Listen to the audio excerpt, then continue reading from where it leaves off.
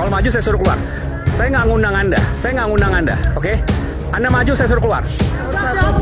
Dan kali ini Aiman benar-benar terlihat sangat-sangat panik ketika melihat Roy Panci CS benar-benar habis sehabis-habisnya dicecar habis oleh timnya Pak Jokowi, karena tentu saja ini berkenaan dengan fitnahan yang selalu mereka gaungkan. Dan tentu saja di sini ternyata provokatornya ikut panik kelabakan total rekan-rekan, sampai-sampai sepertinya Aiman ini salah undang narasumber, karena narasumber ini benar-benar memberikan pukulan telak bagi Roy Panci CS. Mencari panggung hari ini saya akan robohkan panggung kalian.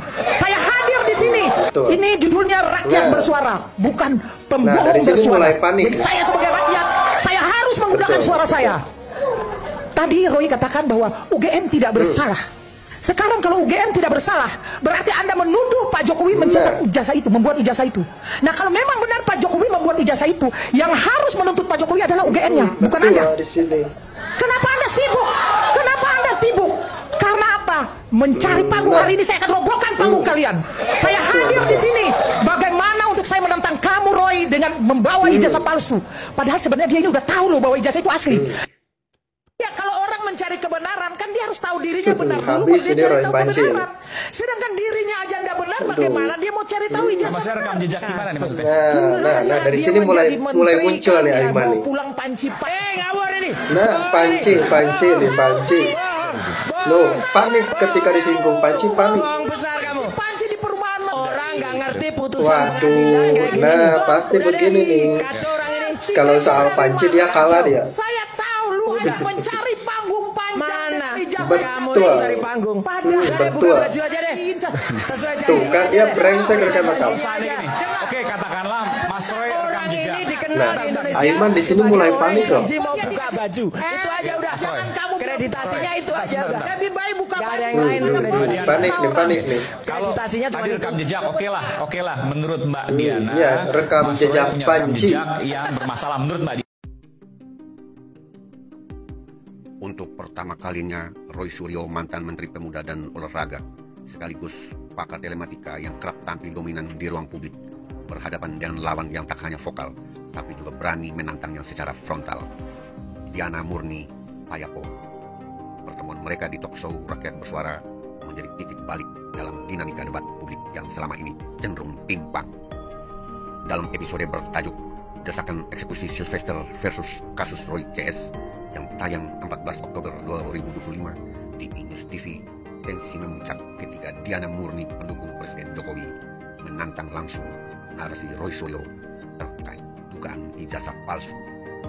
Diana tak hanya membantah tudingan tersebut, tapi juga menyebut Roy Suryo dan timnya sebagai pencari panggung yang tak punya bukti empirik. Isu lama seperti mencuri panci dan janji buka baju yang sempat viral kembali disinggung, buat suasana debat semakin panas. Diana tampil dengan gaya retoris yang tajam, emosional dan penuh keyakinan, membuat Roy Suryo untuk pertama kalinya terlihat terdesak dan kehilangan kendali narasi. Pertarungan verbal ini bukan sekedar adu kakak, tapi juga membuka ruang diskusi hukum yang penting. Apakah tuduhan terhadap pejabat publik bisa disampaikan tanpa bukti kuat? Diana menegaskan bahwa salinan ijazah dari KPU tidak cukup untuk menyimpulkan keaslian dokumen. Harus ada aslinya. Tidak bisa saya bilang ini asli kalau tidak ada pembandingnya, tegasnya. Di sisi lain, Roy Suryo bersikukuh bahwa dirinya hanya menyampaikan temuan publik. Namun dalam hukum pidana, menyebarkan informasi yang belum terverifikasi bisa berujung pada pencemaran nama baik atau fitnah. Disinilah debat menjadi relevan secara hukum antara hak menyampaikan pendapat dan kewajiban menyampaikan kebenaran. Diana Murni bukan tokoh politik besar, bukan akademisi, tapi keberaniannya menentang Roy Suryo di ruang publik menunjukkan bahwa keberanian tidak selalu datang dari panggung kekuasaan. Ia membawa suara rakyat yang lelah dengan narasi tanpa bukti, tampil sebagai simbol perlawanan terhadap dominasi opini yang tak berdasar. Pertemuan mereka menjadi momen penting dalam sejarah debat politik Indonesia, bahwa panggung publik kini punya penyeimbang. Roy Suryo yang selama ini nyaris tak tersentuh dalam debat, akhirnya menemukan lawan yang sepadan, bukan karena gelar, tapi karena keberanian dan ketegasan. Pertarungan Roy Suryo dan Diana Murni bukan soal siapa yang menang, tapi soal siapa berani berdiri di atas kebenaran. Demokrasi sehat bukan yang penuh tepuk tangan, Kali ini pertanyaan itu datang dari seorang ibu yang tak gentar menghadapi panggung besar. Salam keadilan, Advokat Darius Leka SH.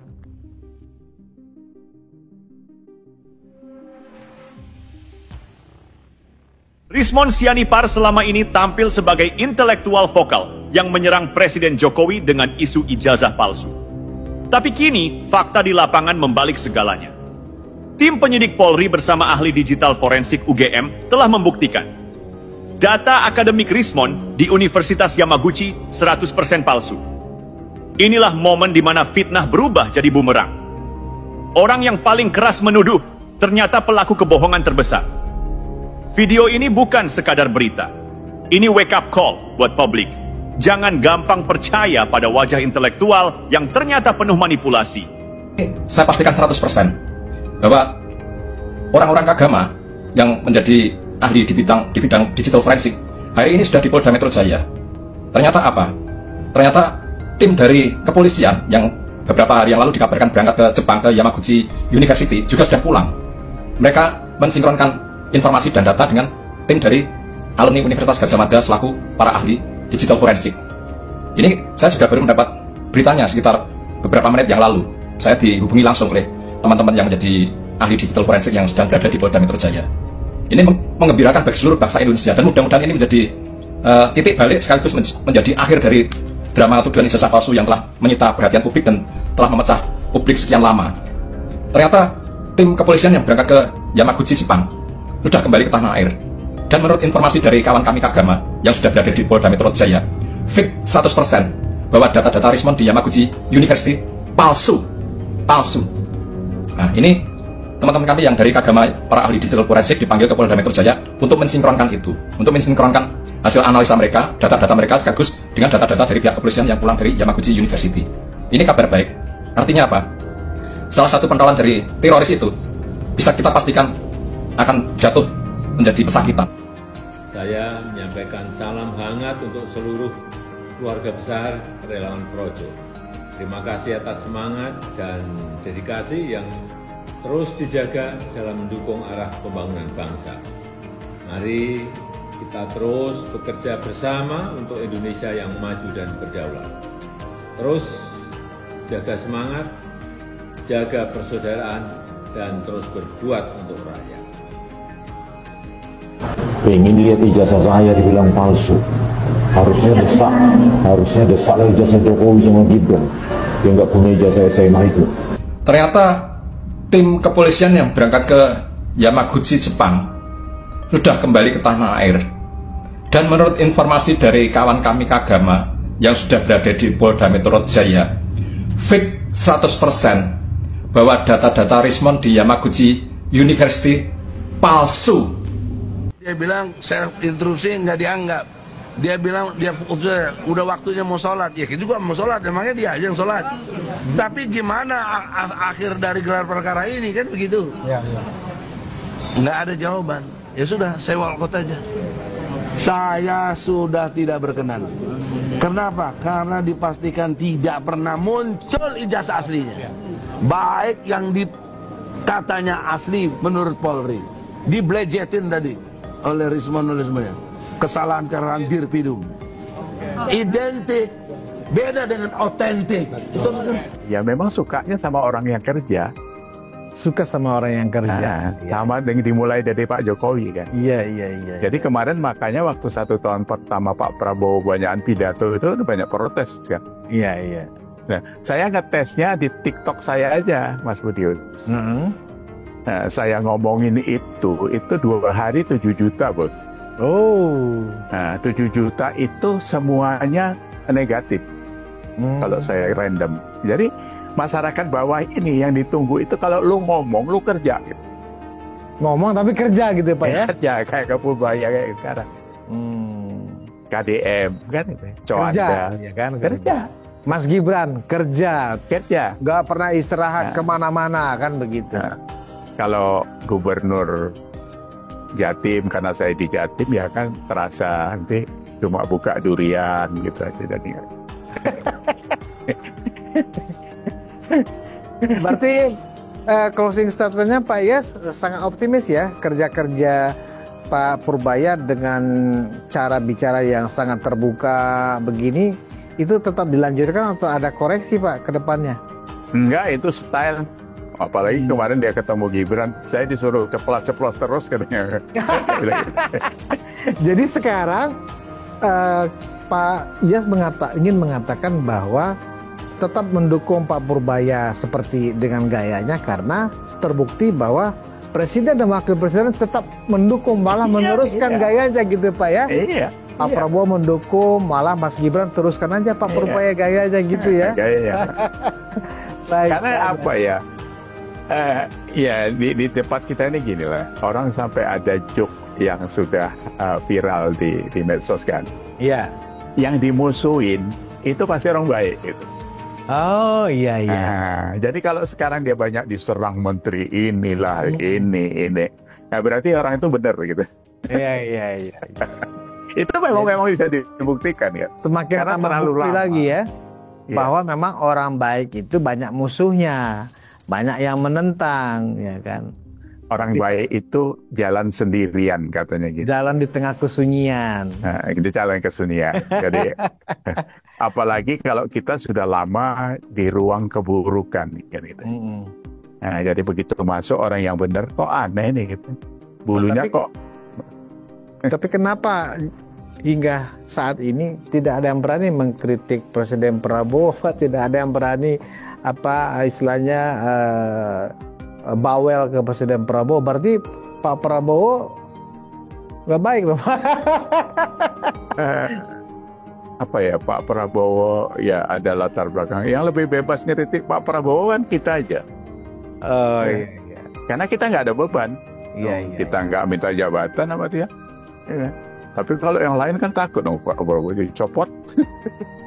Yang jelas Presiden Prabowo di mata kita Pak adalah seorang presiden yang memang sangat full konsentrasi ya, bagaimana rakyat yang bisa makan, anak sekolah bergizi, pertumbuhan ekonomi tercapai. Bahwa memang terkadang Pak Prabowo jarang muncul, tetapi bukan berarti beliau tidak bekerja. Memang gaya ini kembali ke masalah style Pak ya, masalah style. Kalau Pak Jokowi lebih banyak waktu kerjanya ada di lapangan, ya kan, memantau pembangunan, bahkan rapat-rapat dengan menteri pun ya di tengah sawah kadang kan, di warung kadang kan gitu Pak. Sementara Pak Prabowo kita melihat stylenya memang berbeda, tapi bukan berarti tidak bekerja. Pak Prabowo juga bekerja siang dan malam kan begitu ya Pak Iyas? Iya, jadi kalau Pak Jokowi 10 tahun memang sedang konsentrasi pula di infrastruktur kan. Secara fisik itu juga harus dikunjungi, apalagi Papua, Indonesia Timur kan relatif waktu itu nggak pernah disentuh sama presiden sebelumnya. Iya. Jadi dia hadir sebagai presiden di tengah masyarakat itu dibutuhkan waktu itu. Pak Prabowo sekarang ini lebih kalau saya lihat itu pada strategi nasional ya, long term strategik yang karena apa? Perubahan dan penetapan tersangka sudah di depan mata. Artinya penjara sudah menanti teroris ini ya teman-teman. Jadi waspada, teroris bakal kabur. Sudah ada laporan dari Jogja bahwa Roy Suryo sudah keluar dari Jogja membawa sekoper pakaiannya dan juga barang-barang pentingnya. Dan itu ada dokumentasi, difoto oleh orang bahwa Roy Suryo sudah membawa koper besarnya. Nah, kemana ke Roy Suryo ini teman-teman? Pastinya dia mau menghindar dari penetapan tersangka dan dia mau kabur ya. Waspada teman-teman yang ada di bandara manapun ataupun di Bandara Soekarno-Hatta ya.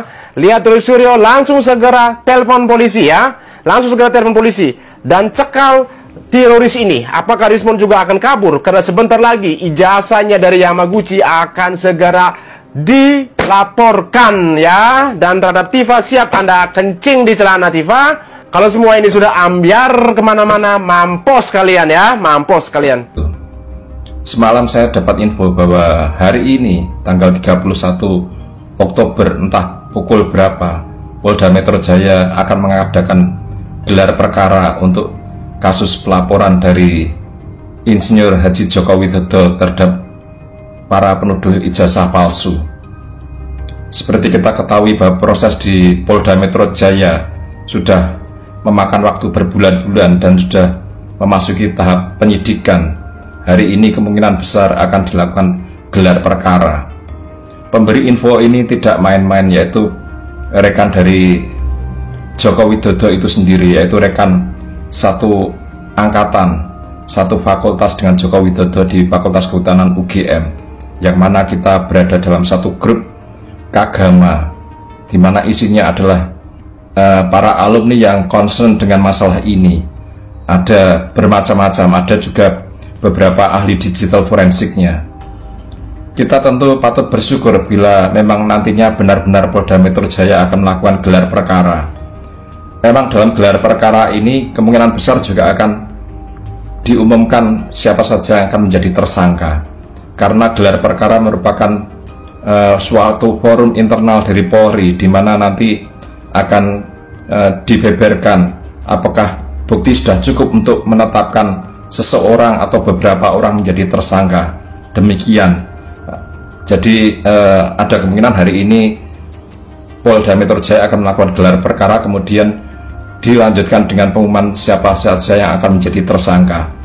Karena sudah dikirimkan panggilan 2 kali, telah diterima oleh keluarga dan pengacara terlapor, namun tidak hadir, prosesnya masih berlangsung. Mohon waktu.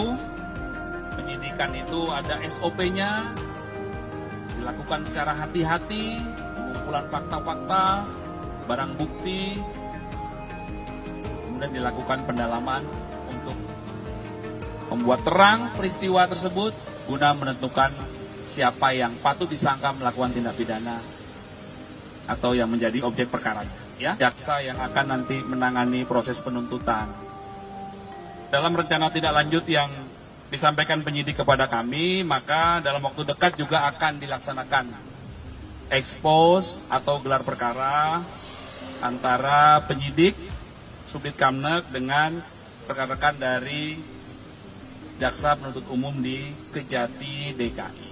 Ya, ini sudah masuk dalam rencana kegiatan selanjutnya ya, dan ini merupakan SOP kerjasama ya. Dalam proses penyidikan itu memang ada komunikasi dengan jaksa, ada proses expose atau gelar perkara ya.